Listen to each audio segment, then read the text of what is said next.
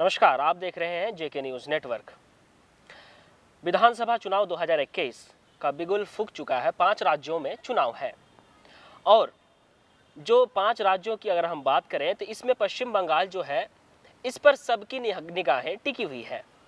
और इस वक्त इन विधानसभा चुनावों की समीकरण, इनके क्या नतीजे आएंगे, कौन सी पार्टी किस पर पल्ला भारी है, इन सभी विषयों पर चर्चा के लिए हमारे साथ हैं कुंदन तिवारी जी।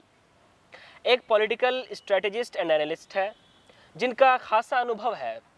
10 राज्यों की विधानसभा चुनाव में इन्होंने पॉलिटिकल एनालिस्ट के रूप में काम किया है और यह खुद एक पॉलिटिकल अगर हम पॉलिटिकल समीकरण की बात करें तो इनमें खासा रुचि है और ये काम करते रहे हैं। और पिछले दिनों पश्चिम बंगाल से होकर आए हैं और केरल से भी होकर आए हैं।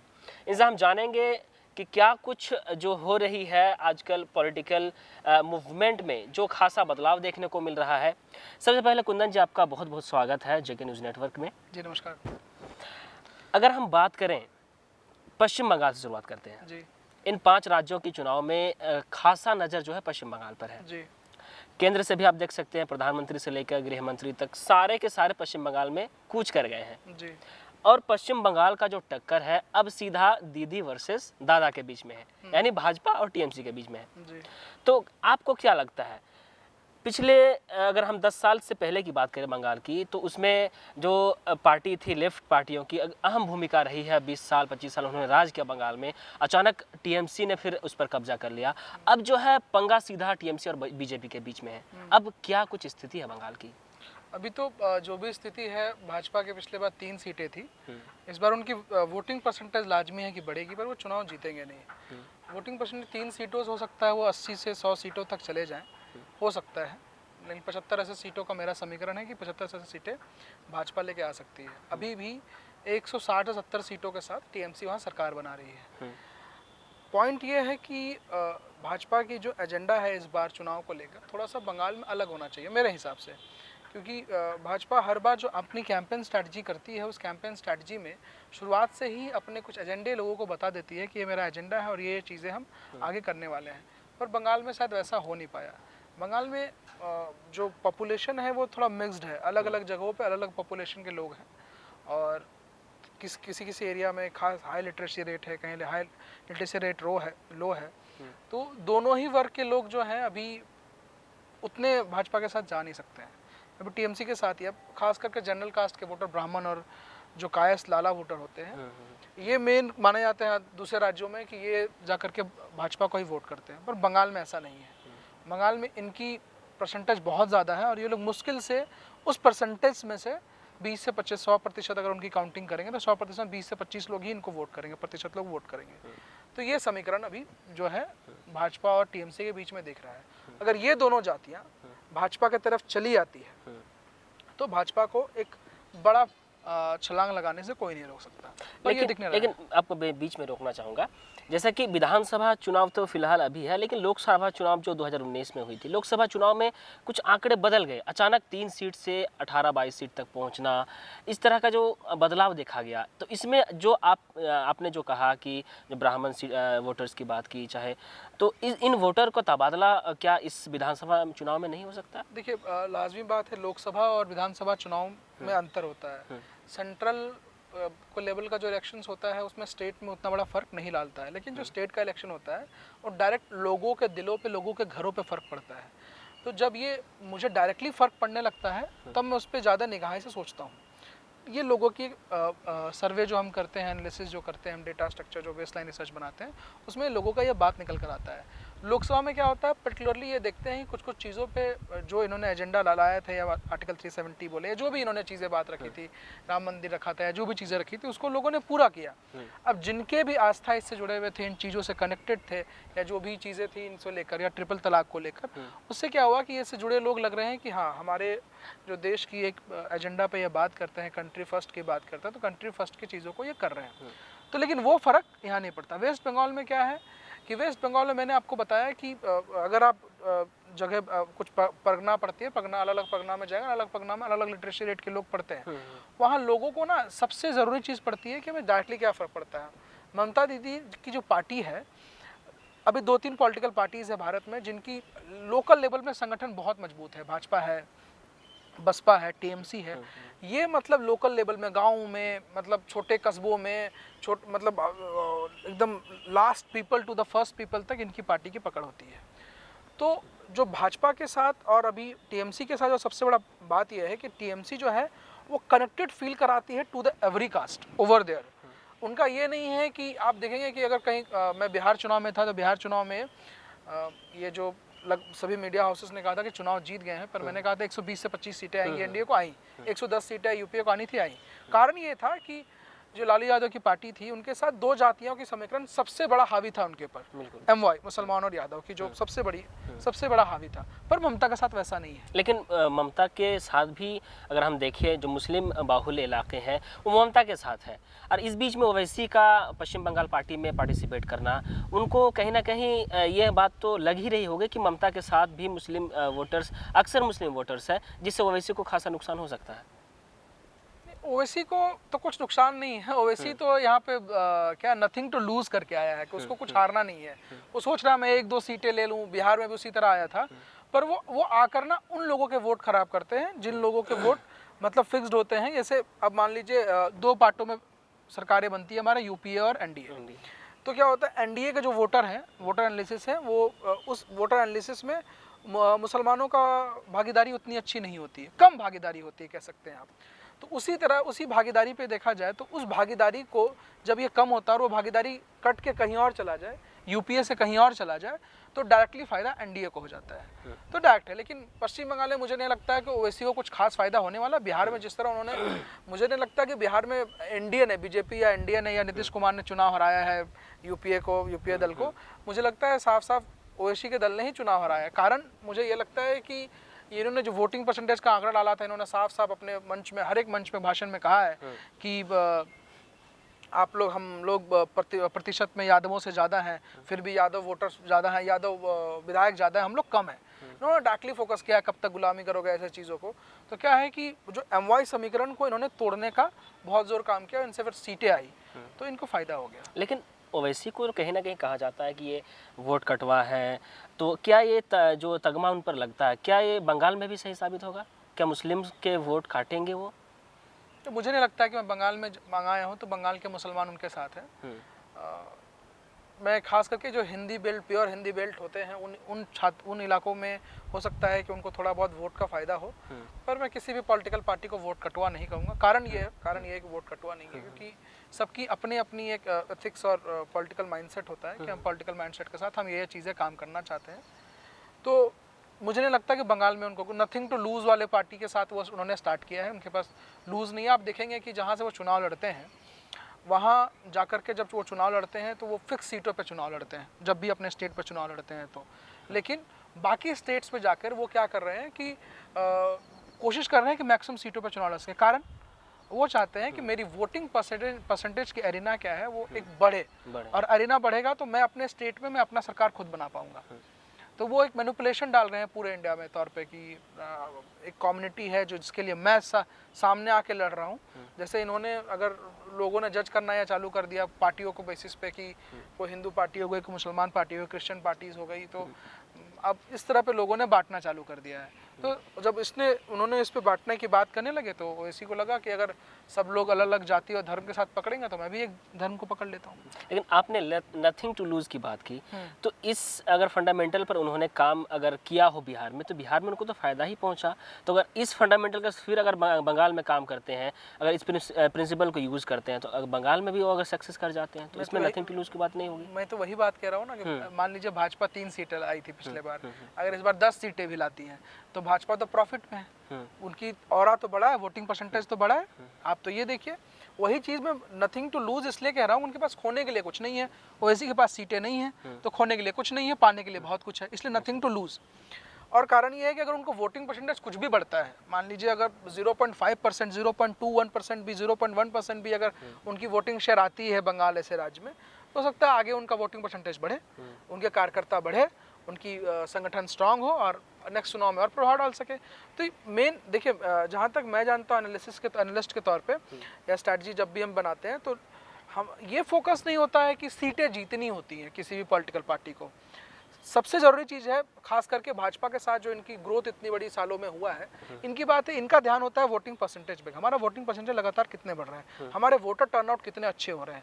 इनको ये नहीं मतलब हमारी सीटें कितनी आ रही हैं, कि इनको पता है कि हमारा वोटर टर्नआउट या वोटर परसेंटेज हमारा लगातार बढ़ेगा तो हम आने वाले सालों में आराम से वहाँ चुनाव जीत।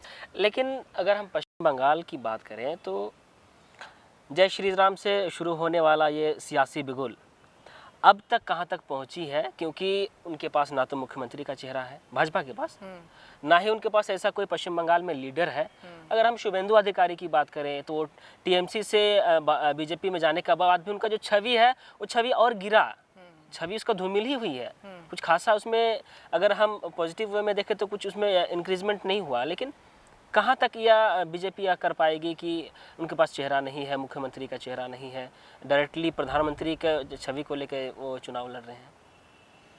ऐसा नहीं कह सकते हैं। देखिए, जब भी कोई पार्टी चुनाव लड़ती है तो संगठन के रूप में जो उनका लीडर है, जब दिलीप घोष जी वहाँ के प्रेसिडेंट हैं, उन्होंने फील्ड पे बहुत पहले, जब बंगाल बिहार चुनाव के बाद जब नवंबर गए थे तो नवंबर में भी उन्होंने काफ़ी रैलियाँ की, सड़क पे मार्च किए और किए। उन्होंने कोशिश की है कि हमारे वोटर्स हमारे साथ कनेक्ट हो और हम इस चीज़ को कर पाए। बात जहाँ तक मुख्यमंत्री की है, भाजपा का हमेशा एक पोर्टफोलियो ही रहा है वैसा कि ये कोशिश करते हैं कि हम कुछ ऐसे चेहरों को मुख्यमंत्री बनाएं जिससे पार्टी एक उस लेवल तक आ सके। लेकिन बहुत जगह इससे फ़र्क पड़ता है और बहुत जगह इससे फ़र्क नहीं पड़ता। मैंने आपको वही कहा, इससे पहले बता चुका हूँ कि भाजपा के पास नथिंग टू लूज़ है। अगर कोई पार्टी वहाँ खो रही है कुछ तो टीएमसी है, क्योंकि टीएमसी की जो सीटें हैं वो लाजमी है कि गिरेगी, और जब उसकी उनकी सीटें गिरेंगी तो ऑफकोर्स वो लूज़ कर रहे हैं। हारना जीतना तो अपने जगह, 5 साल बाद फिर से सरकार बदली जाएंगी या 25 साल बाद, या एक समय लग रहा था कि वहाँ के जो ज्योति बसु जी हैं वो लगता है कि और कितने साल चलेंगे, पर उन्हीं की पार्टी से निकलकर, टीएमसी से निकलकर, सॉरी सीपीआईएम से निकलकर, इन्होंने सीपीआई से निकलकर उन्होंने अपनी पार्टी बनाई और उन्हीं के एजेंडे पे बनाई। जो लोकल सेडर ऑफ वोटर्स वो इकट्ठा करते थे सीपीआईएम, वो क्या करती, वो उसको कहते हैं जो कम्युनिटी बेस्ड वो यूनियंस बनाते थे, तो इन्होंने यूनियंस को और तोड़ दिया और माइक्रो लेवल पे यूनियंस को टीएमसी ने ले आया और संगठन को माइक्रो लेवल पे खड़ा किया, और आज टीएमसी बहुत सालों से वहाँ सरकार चला रही है। उसी प्रकार खोने के लिए किसी के पास है मेरे हिसाब से तो टीएमसी के पास है, क्योंकि उनकी अगर सीटें एक भी कटती हैं तो वो लूज कर रहे हैं, और भाजपा की एक भी सीटें बढ़ती हैं तो वो गेन कर रहे हैं। This is election, this is analysis के तौर पे इलेक्शन ये है। हाँ, जब आदमी को पता होता है I have nothing to lose, तो आदमी अपनी पूरी ताकत लगाता है कि भैया खोने के लिए कुछ नहीं है, पाने के लिए मेरा पूरा मैदान पड़ा हुआ है। खुल के जंग लड़ता भी है, खुद के जंग लड़ सकता है। तो वही बात है कि भाजपा के साथ ये प्रॉब्लम ही नहीं है कि मेरे पास सीएम चेहरा है कि नहीं है। उनको तो अपोजिशन में पहले स्ट्रांग खड़े हो जाए। अपोजिशन अगर इस बार अपोजिशन बना लेते हैं, क्योंकि इस बार अपोजिशन मुझे लगता है कि 2 ही लोग होंगे, फ्रंट पे टीएमसी होगी और ये अपोजिशन में होंगे, क्योंकि कम्युनिस्ट और कांग्रेस की जो वोट बैंक है वो लगातार गिरती जा रही है। पूरे हर एक देश में जो कम्युनिस्ट और कांग्रेस की वोट बैंक है, कुछ राज्यों को छोड़कर, 1-2 राज्यों को छोड़कर लगातार ऐसी गिरती जा रही है कि हमको लगता है कि कांग्रेस की सरकार मुश्किल से मुश्किल भी हो सका तो पुडुचेरी में बन सकती है। नहीं तो बाकी कांग्रेस जहाँ अलायंस लेके आ रही है वहाँ भी उनकी वोटिंग परसेंटेज, चाहे आप तमिलनाडु की बात कर लीजिए, चाहे आप केरला की बात कर लीजिए, चाहे आप असम की बात कर लीजिए, तो वोटिंग परसेंटेज, उनके पर्सनल वोटिंग परसेंटेज में गिरावट है। बात तो यही है, उनके पर्सनल वोटिंग परसेंटेज में गिरावट है। और जिस पार्टी की अगर पर्सनल वोटिंग परसेंटेज में गिरावट होने लगती है, चाहे वो भाजपा हो, भाजपा भी तमिलनाडु में उनके पर्सनल वोटिंग परसेंटेज में घाटा हो सकता है। मुझे जहाँ तक लगता है पिछले बार से इस बार थोड़ा घाटा होगा लोकसभा चुनाव के मुकाबले। लोकसभा चुनाव में उनको सीटें नहीं मिली पर वोटिंग परसेंटेज ठीक ठाक मिला था उनको, पर वही विधानसभा में और कट होगा। और उनका जो अलाइन जो कह सकते हैं कि उनके थ्रू जो सीटें मिलेंगी वोटिंग पर पर्सनल वोटिंग वो परसेंटेज वो कम होगा। तो कुछ राज्यों में क्या है कि अब पुडुचेरी में कहेंगे कि इनकी सरकार थी, कांग्रेस की सरकार थी, वी नारायणस्वामी वहाँ के सीएम थे। अब अभी की जो स्थिति है वहाँ की ये देखी जा रही है कि हो सकता है कि भाजपा अलायंस करके वहाँ सरकार बना ले। टफ होगी उसके लिए, बहुत टफ होगा उसके लिए। कांग्रेस के लिए थोड़ा अच्छा है, पर कांग्रेस अगर उस वे में वोटिंग गेन करने के वे में वो काम करे तो अच्छा है। क्योंकि अभी अगर आप देखें तो लोकल पार्टी जब चुनाव लड़ती है, जब विधानसभा के लोग चुनाव लड़ते हैं, तो आप देखेंगे कि जातियां बहुत प्रभाव डालती हैं। आप झारखंड में ही देख लीजिए, आसू एक पार्टी है जो एक जाति कुर्मी को पकड़कर बैठी हुई है, जेएमएम है उन्होंने कुछ जातियों को पकड़कर बैठी हुई है। कांग्रेस के पास किस जाति का नाम लेंगे कि हाँ इस जाति या इस धर्म के लोग उनकी तरफ पूरी तरह से हैं? नहीं है। या भाजपा में आप कुछ जातियों को, जनरल कास्ट को कुछ कह सकते हैं पूरी तरह से भाजपा की तरफ है, ओबीसी को कह सकते हैं भाजपा की तरफ है, पर आप बताइए कांग्रेस के पास कौन सा कास्ट है जो बोलेंगे कि लोकल पार्टीज में? ये फर्क पड़ता है आज के दिन। मतलब आप किसी भी राज्य में चले जाइए, लोग कहते हैं झारखंड बिहार में बहुत जातिवाद है या यूपी में बहुत जातिवाद है, आप किसी भी राज्य में चले जाइए, जातिवाद का फर्क हर राज्य में है और फर्क पड़ता है। अगर हम केरल की बात करें, पश्चिम बंगाल को छोड़कर, अब 140 विधानसभा वाली सीट में, उसमें अगर हम कम्युनिस्ट पार्टी की बात कर रहे थे, कम्युनिस्ट पार्टी का वहाँ दबदबा रहा है हमेशा, अभी भी है। तो इस बार के चुनाव में क्या कुछ लग रहा है, कांग्रेस कुछ वहाँ अपना पांव जमा पाएगी? तो ये वहाँ कांग्रेस की वोटिंग परसेंटेज बढ़ेगी। यूनाइटेड डेमोक्रेटिक फ्रंट और लेफ्ट डेमोक्रेटिक दोनों डेमोक्रेटिक फ्रंट वहाँ पे लड़ रहे हैं और दोनों एक तरह से कम्युनिस्ट ही हैं। तो सिंपल सी बात है कि दोनों में जो जीत कम्युनिस्ट की हो रही है, तो वहाँ कुछ करने को है नहीं। भाजपा ने जो अपना सीएम का चेहरा दिया है, तो मेट्रोमैन के रूप में दिया, पर वो प्रभाव नहीं डाल पाएगा, कोई प्रभाव नहीं डाल पाएगा। वोटिंग परसेंटेज उनका अगर कुछ बढ़ जाए तो बहुत बड़ी बात होगी, ठीक है, नहीं तो बाकी वहाँ पे कांग्रेस का भी उतना रोल नहीं है। कांग्रेस बस साथ होके कठपुतली का काम कर रही है कि हाँ भैया हम यूपी आपके साथ हैं, एनडीए वाले इधर है, यूपीए वाले इधर है। तो चुनाव का माहौल ये चला। अगर आप उत्तर प्रदेश में 2022 के चुनाव की बात करेंगे तो 2022 अभी सबसे बड़ी बात है उत्तर प्रदेश के जो हमारा एनालिसिस हुआ था कि योगी जी को लोग पूरे देश में अच्छा सम्मान देते हैं, पर उत्तर प्रदेश में नहीं देते। उत्तर प्रदेश में लोग उनको नहीं मानते, उत्तर प्रदेश में उनको अच्छे सीएम के तौर पे नहीं माना जाता है। वजह क्या है? वजह देखिए, वजह क्या है कि वहाँ एक मनोज सिन्हा जी थे जिनको सीएम बनना था, उनको लोगों ने एक्सेप्ट कर लिया था कैंडिडेट के रूप में कि सीएम हमारे यही होंगे। तो वो क्या थे, लोगों के पास इजी टू अवेलेबल थे। ये कोशिश कर रहे हैं कि हम अपने पीआर या मार्केटिंग थ्रू बहुत इजी टू अवेलेबल हो जाए लोगों के साथ, पर इनके जो कुछ चीज़ें हैं, जो बातें कह जाते हैं, बोल जाते हैं, तो कुछ क्लास के लोगों को फ़र्क नहीं पड़ता। जैसे अभी लखनऊ में 1-2 इंसिडेंट ऐसे हुए, या सफाई से 1-2 शेर को ले जाया गया, लोग कहते हैं कि लखनऊ से कुछ झरने गोरखपुर ले जाए गए, तो कुछ चीज़ों से बहुत फ़र्क पड़ता है। अब जैसे डायरेक्टली इम्पैक्ट वाली चीज़, अब लखनऊ में अखिलेश की सरकार जब आई थी, उन्होंने बड़ा अच्छा सा एकदम खूबसूरत सा बनाया था वॉकिंग पैडल सड़क के बीच में। अब लोगों के लाइफ में डायरेक्ट इम्पैक्ट डालता है उसका। लोग उस क्या बोलते हैं, डेवलपमेंट को पसंद करते हैं जो उनके लाइफ में इम्पैक्ट डालता है, चाहे आप हो, चाहे हम हो, चाहे कोई भी हो। जैसे मैंने आपको बताया कि भाजपा सरकार और बाकी सरकारों के बीच में मुझे एक बड़ा अंतर लगता है, सबसे बड़ा, कि मैं जब भाजपा सरकार के राज्य में होता हूं और कुछ घटना मेरे साथ घटित होती है, मैं ट्वीट करता हूं तो तुरंत समाधान हो जाता है।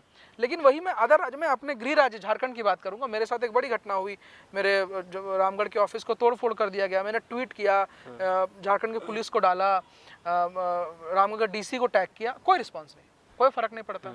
और यूपी में मेरा पर्स चोरी हो गया था, 3 घंटे में उत्तर प्रदेश की पुलिस, लखनऊ की पुलिस ने मुझे ट्वीट करने पे 3 घंटे में मेरा पर्स मेरे हाथ पे दे दिया। रेलवे में जब केंद्र सरकार, अब इनकी बात करें, यहाँ भी रेलवे में मैंने जस्ट ट्वीट किया था कि सफोकेशन फील हो रहा है, नॉट गेटिंग वेल, तो मुझे लगता है कि 10 मिनट में आपको ट्वीट्स अपने दिखा भी सकता हूँ फ़ोन पे कि ये तीनों ट्वीट्स कि क्या फ़र्क पड़ा। आज चौथा दिन है ट्वीट किए हुए ये झारखंड वाले मैटर पे, कोई फ़र्क नहीं पड़ता है। सिटिंग इन, मतलब आप किसी और राज्य में जा, मैं ऐसा फ़र्क और भी राज्यों में मेरे साथ हुआ है, तो किसी राज्य की अपनी अपनी जो स्ट्रक्चर होती है, इनकी पीआर की स्ट्रक्चर बड़ी अच्छी है। कांग्रेस के साथ यही है कि ये लोकल लेवल पे जो स्ट्रैटेजिक गवर्नमेंट, इनकी एनालिसिस बड़ी अच्छी है कि सरकार बनाकर ये ग्राउंड लेवल पे बड़ा अच्छा काम करने पे बिलीव करती है। तो सबकी अपनी अपनी एक स्ट्रांग पॉइंट्स होते हैं। कांग्रेस की बात करें आप, पश्चिम बंगाल में कांग्रेस, अगर हम 2016 की बात करें इलेक्शन की, विधानसभा की, तो कांग्रेस लेफ्ट पार्टी के साथ गठबंधन की, उसके बाद उन्होंने 70 सीट जीती 2016 में। अब 2019 में फिर से लेफ्ट पार्टी के साथ है, ठीक है। इस बार क्या कुछ वो सक्सेस कर पाएंगे, क्योंकि टक्कर जो है सीधा दादा वर्सेस दीदी, यानी टीएमसी और बीजेपी के बीच खेला हो गई। और इधर कांग्रेस वाले कह रहे हैं कि नहीं, ट्रायंगुलर फाइट है। ये बात कहाँ तक सही है? नहीं, मुझे नहीं लगता है कोई ट्रायंगुलर फाइट है। मैं पर्सनली जब विधानसभा में घूम कर आता हूँ, जब हमारे पास डेटा स्ट्रक्चर आता है, क्योंकि हमारा काम डेटा का होता है, हम एवरी वोटर मैपिंग करके हम सभी लोगों के घरों के तक जाकर और ये स्ट्रक्चर निकाल के लाते हैं कि भैया कि स्ट्रक्चर क्या है, लोग क्या चाहते हैं, लोग क्या बोल रहे हैं। पर मेरे हिसाब से जो सबसे ज़रूरी बात है, ट्रायंगुलर कहीं से नहीं है। हो सकता है इनकी सीटें और गिर जाए। कांग्रेस की मुझे नहीं लगता है कि 40 लेफ्ट की तो गिरने, मतलब नहीं, दोनों कॉम्बिनेशन है ना, तो दोनों अगर सीटें जोड़ के जो आप कह रहे हैं, जोड़ने में इनकी सीटें क्या है, हमको लगता है कि 30 से 40 सीटों पे आएंगी। कांग्रेस में भी 2016 में 44 सीट उनका था। हाँ, वही मैं कह रहा हूँ कि इनकी 30 सीटें तक आएंगी और 30 से 40 सीटें आ जाए। मैं सीटें गिरने की बात कर रहा हूँ, बढ़ने की बात कर ही नहीं रहा हूँ। बिहार में भी इनके साथ यही हुआ था बिहार में भी इनके साथ हुआ कि इनके लगे कि सीटें हम तो बढ़ाएंगे, हम तो ऐसे कर रहे हैं, टैंगलो लेकर आए, सरकार बना देंगे, पर ये इन्होंने ही परफॉर्म खराब करके और सरकार गिरा दी। ठीक है, तो नहीं लगता है ट्रायंगुलर फाइट कोई एंगल से नहीं है। और बेसिकली जो एजेंडा है, जिस एजेंडे पे ये लोग बात करने की बात कर रहे हैं, कम्युनिस्ट या कांग्रेस की, जो अभी आप वहाँ देखेंगे कि इन्होंने भी कोई ऐसा चेहरा सामने ला के रखा नहीं है जिस चेहरे के साथ ये लोग लड़ सकते हैं चुनाव। राहुल गांधी जी बहुत कम समय दिए बंगाल में, प्रियंका जी, राहुल गांधी के साथ साथ पूरी गांधी परिवार की ही बात करें तो कम समय दिए हैं। प्रियंका गांधी पूरे उत्तर प्रदेश में घूम रही है। प्रियंका गांधी को 2022 का चुनाव का चिंता है, 5 राज्यों में चुनाव, उनसे उसको फर्क नहीं पड़ता है। तो आप देखिए, तो फिर आप कैसे कह सकते हैं कि कांग्रेस को कुछ फायदा होता है? कम्युनिस्ट की जो अपनी एक, वो हमेशा अपनी विचारधारा में फंस जाते हैं कि हमारा इम्पैक्ट विचारधारा यही है, तो एक बॉक्स में बने हुए हैं कम्युनिस्ट जब तक अपने बॉक्स से बाहर नहीं आएंगे, और बॉक्स से जब भी बाहर आने की कोशिश करते हैं, बढ़ जाते हैं। बटने का काम होता है। तो सरकार अगर टीएमसी बनाए या बीजेपी बनाए, लेकिन नुकसान इसमें लेफ्ट पार्टी का तो पिछले कई विधानसभा चुनाव में हुआ और इस बार भी होने वाला ही है, क्योंकि जिस तरह से देखा जा रहा जो फाइट है, सीधा टक्कर की जो टक्कर दिख रहा है वो टीएमसी और बीजेपी के बीच है। लेकिन इसमें अगर हम वोटिंग परसेंटेज की बात करें, आपने कहा कि ओवैसी की पार्टी जो है वो नथिंग टू लूज़ के हिसाब से लड़ेगी, उसको जितना गेन होगा होगा, नहीं होगा तो कोई दिक्कत नहीं है। लेकिन बीजेपी अपना दमखम पूरा लगा दी है, तो उसको अगर वो अपने जो उनका टारगेट है कि हमें 70-80 सीट या फिर 100 सीट एक होना चाहिए जो अंदर की बात है, तो अगर उस लेवल को टच नहीं करती है तो क्या नुकसान होगा बीजेपी को? देखिए, मैं एक चीज़ बताता हूँ आपको। भाजपा, आप पिछले चुनाव में देख रहे होंगे, छत्तीसगढ़ के चुनाव हारी, राजस्थान का चुनाव हारी, इन चुनावों में मैं था, मैं उनका बात करूँगा आपको। महाराष्ट्र के चुनाव हारी, खुद झारखंड का चुनाव हारी, और बिहार का चुनाव हारते हारते रह गई। सबसे बढ़िया प्रदर्शन उनके बिहार के चुनाव में रहा, सीटें बढ़ी जबरदस्त, और उन्होंने जो गेम खेला उससे उनको फ़ायदा भी हुआ, और एक बड़ा फ़ायदा हुआ। मैं सिंपल सी बात एक आपको बताने की कोशिश कर रहा हूँ कि इन्होंने, जब आदमी, मैंने कहा नथिंग लूज है, तो पूरी ताकत से चुनाव लड़ रहे थे। अभी जो भाजपा जिस स्ट्रक्चर पे है, इनकी सबसे पहली जीत तब होगी जब अपोजिशन में खड़े हो जाएंगे, कि अपोजिशन लीडर कोई होगा, अपोजिशन पे ये होंगे, क्योंकि ये अभी अपोजिशन पे भी नहीं है। अगर सदन में भाजपा की विधायकों की भी बात की जाए तो कुछ नहीं है, कुछ भी नहीं है। 1% विधायक है उनके, 1% विधायक है, तो इनके पास कुछ भी नहीं है। अब इनके पास कुछ भी नहीं से अगर कुछ हो जाता है तो इनकी जीत। अगर ये चुनाव हार भी जाते हैं, ये सरकार नहीं बना पाते हैं, तब भी इनके पास एक बहुत बड़ी बढ़ोतरी होगी। उस बढ़ोतरी से ये आने वाला चुनाव जो 2026 में जो चुनाव तैयारियां होंगी, तैयार जबरदस्त होगी। इनकी क्या है कि कम से कम इनके कैडर्स तो बड़े हो जाएंगे। इनके कैडर बड़े होंगे तो ये जो इनके एमएलएस खड़े होंगे, वो जो इनकी पार्टी कार्यकर्ता खड़े होंगे, वो कार्यकर्ता कम से कम अलग अलग विधानसभाओं में जा जाके अपने वोट तो और मजबूत करेंगे। तो ये फर्क पड़ेगा। भाजपा के पास और ओवैसी के पास, ये दोनों के पास नथिंग टू लूज है, क्योंकि इनके पास कुछ था ही नहीं। जब आपके पास कुछ है ही नहीं और आप लड़ रहे हैं और आप जीत जाते हैं, तो इससे बड़ी बात क्या होगी आपके लिए?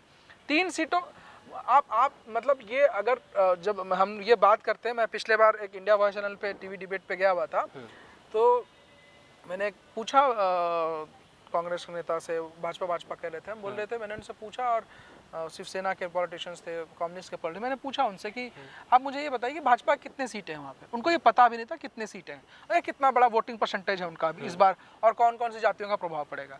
तो उन्होंने बोला हमें नहीं पता। हम बोले यही तो सबसे बड़ी बात है, भाजपा की इतनी बड़ी ताकत जो उभर कर आई है। आप ये चीज़ देखेंगे कि जब महाराष्ट्र में चुनाव लड़ रहे थे ये, तो ऐसा ताकत उभर कर नहीं आ रहा था जो ताकत उभर कर बंगाल में आया, ऐसा ताकत उभर कर हरियाणा में नहीं आया जो उभर कर यहाँ आया, ऐसा ताकत उभर कर झारखंड में भी नहीं आया।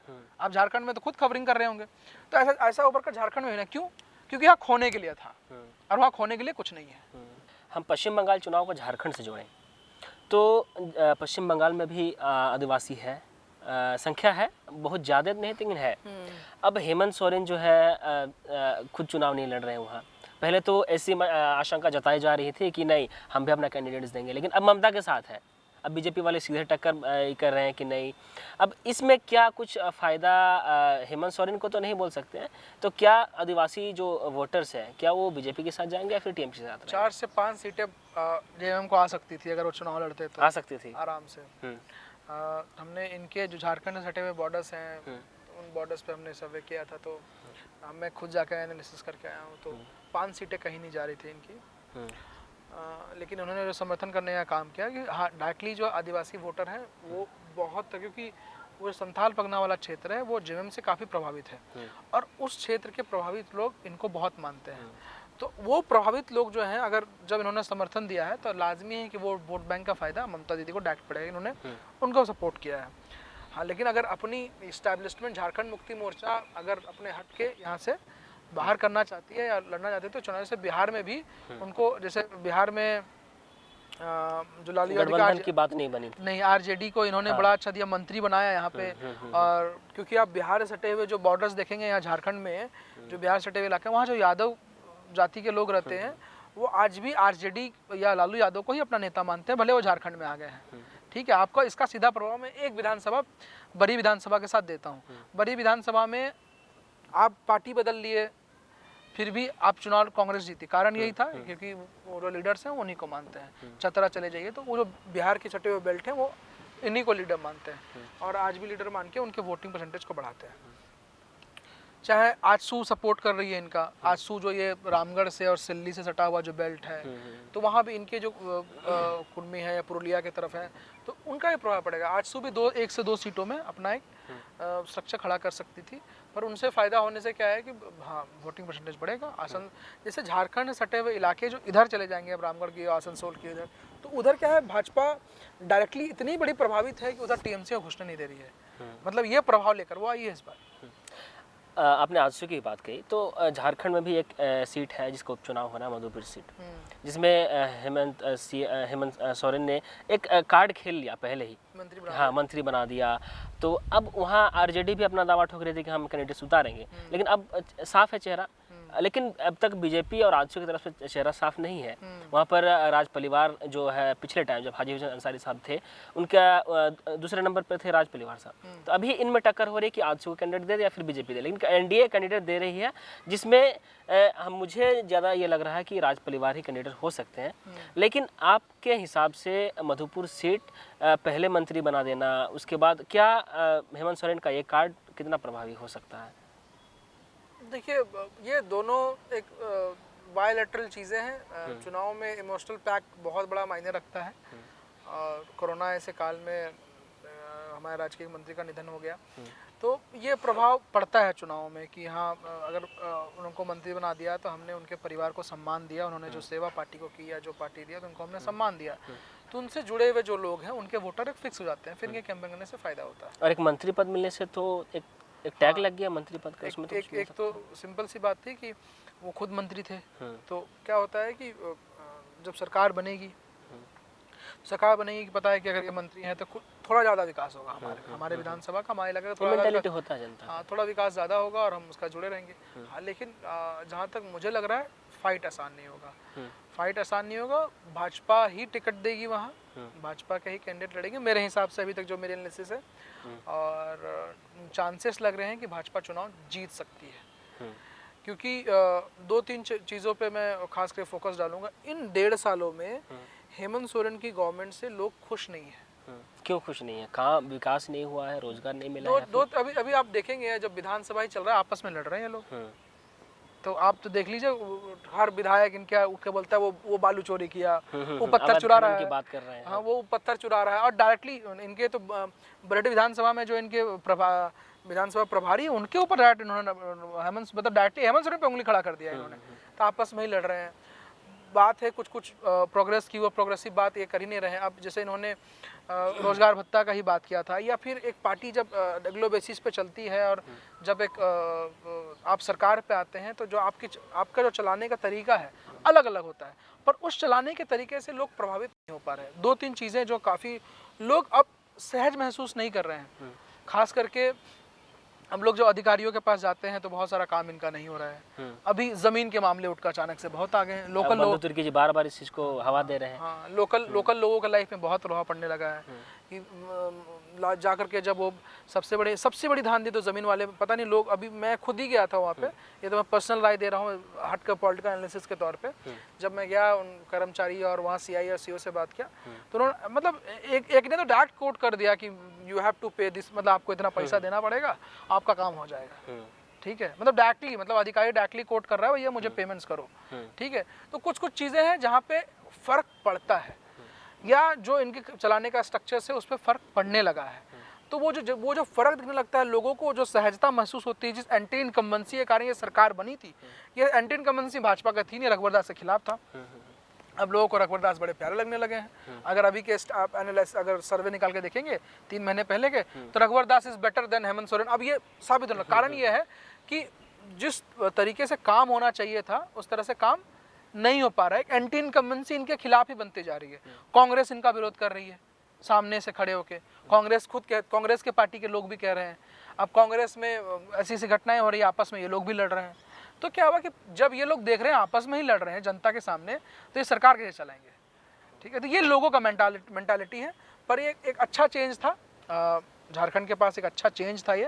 और मुझे लगता है कि हेमंत सोरेन को जो 5 साल का मौका मिला, हेमंत सोरेन जी को, इनको मतलब एक अच्छे तरीके से भुना के और एक अच्छे बजट के साथ, जैसे अभी इन्होंने एजुकेशन को थोड़ा सा नकार दिया अपने बजट पे, तो उस पर इनको काम करने, क्योंकि देखिए चाहे आप किसी भी राज्य को पकड़ लीजिए, education is the parallel starting line.